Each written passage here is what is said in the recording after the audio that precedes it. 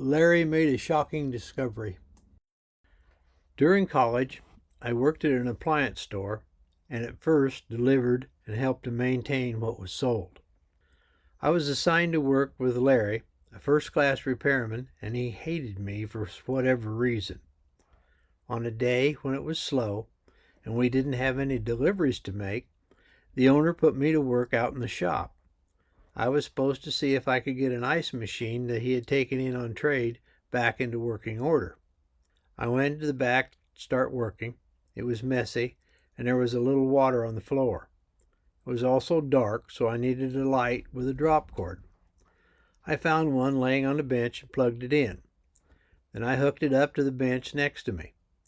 I had started to take the machine apart, and I needed to look at something closer, so I picked up the light and hung it on the metal ice maker.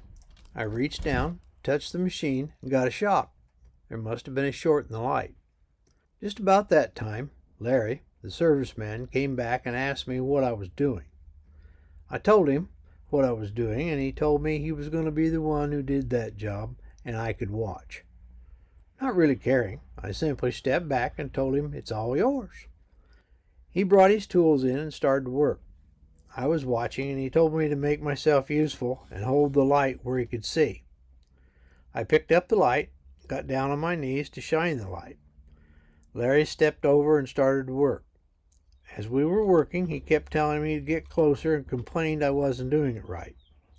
He said I was shining in his eyes and he couldn't see. That was BS. He simply liked to hear his own voice. I let him drone on and never said much.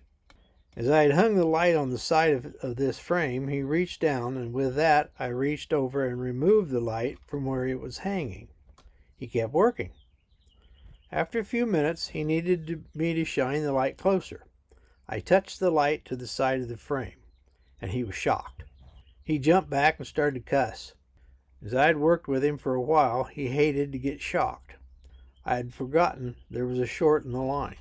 He jumped up, looked at me, and said, "You stupid son of a bitch, did you work on this machine live?" I was amused, but didn't crack a smile. He looked around and finally realized it was not plugged in. He picked up his tools and went back to work. Many things were buzzing through my head. He had been riding me for almost a year at that time.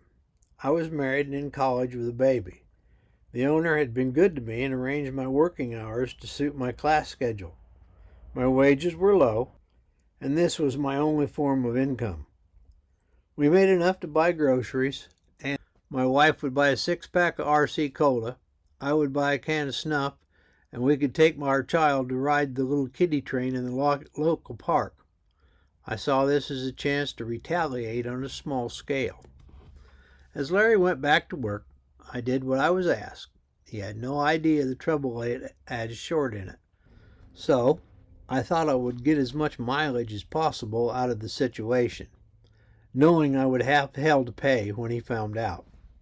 We got into another situation where he needed more light. I put the light right next to him and made sure it was touching the metal frame. He reached down, started to work again. It wasn't long till all the conditions were right, and he was shocked once again. These were not serious, but just enough to make you mad. This went on for about a half an hour. He grumbled and cussed all the time and kept reassuring himself the machine was not plugged in. Finally, he looked up just as I touched the trouble light to the frame. It finally dawned on him it was me, and it was the trouble light that was shocking him. He threw his tools on the floor, got up, looked at me, and said, "You knew that trouble light had a short in it." I assured him that he was the serviceman and I was only a flunky with no knowledge of electricity. It was all I could do to keep from laughing as he was mad, mad, mad, something I had been waiting for a long time to see. He walked up front, told the owner he was not working with me anymore, and either he would leave or I would leave. We weren't working together anymore. He walked out and went home. The owner came back to see me and asked what had happened. I smiled and told him it was a misunderstanding. He was not a dumb man, and he'd seen it all when it came to service people. He looked at me and smiled. Larry deserved that. He has it out for all college kids who worked here before during the years. So far, you've been the most creative. He's blown up before, and when you leave, he will do it again. Don't worry about it. I'll get it squared with him. When I came to work the next day, Larry was gone on a service call. I was told they had a long talk, and although he was mad, finding another service job in the area at that time, and with his reputation of blowing up, no service jobs were available. I only had 1 quarter left in school. Although he had an uncomfortable relationship, the situation was never spoken about again. I thought about it many times, laughed, and found no guilt whatsoever.